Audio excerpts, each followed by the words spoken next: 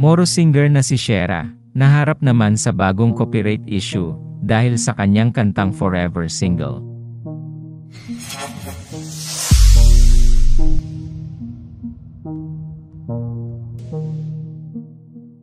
Noong October 2023 ay ipinost ng AHS Productions sa kanilang YouTube channel ang kantang Forever single, Walang Jowa, ng Queen of Bangsamoro Pop na si Shera.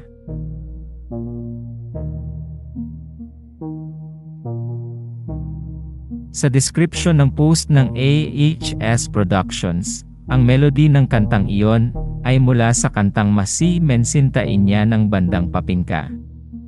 Nakalagay rin sa description na ang kantang Forever single ay kasama sa pangatlong album ng bandang Trigger Band. Sa ngayon ay nasa mahigit 1 million views na ang Forever single video sa YouTube.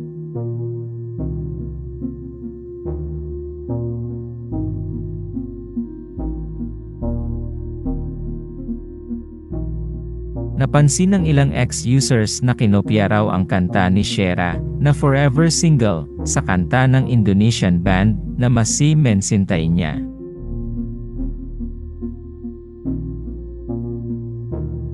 Ayon sa kanila, hindi man lang daw sinubukan ng composer ng Forever single na humingi ng permiso bago gamitin ang sample ng kanta.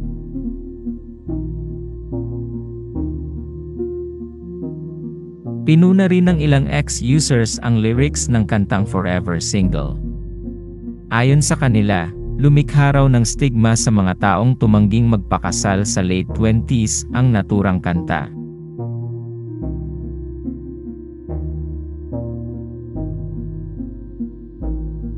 Gayunpaman, pinaalalahanan ng ilang ex-users ang mga kritiko na ang lokal na fan base ni Shera ay matatagpuan sa rehiyon ng Bangsamoro kung saan naiiba ang kultura doon.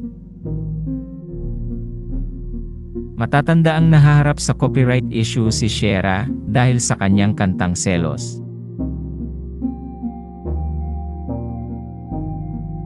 Tinanggal na ang natuang kanta sa online streaming platforms, at naglabas na rin ng opisyal na pahayag ang AHS Productions kaugnay nito.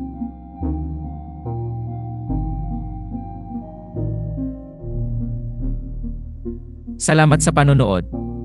Huwag kalimutang mag-subscribe sa aming YouTube channel, i-like ang video na ito, at i-turn on ang notification bell.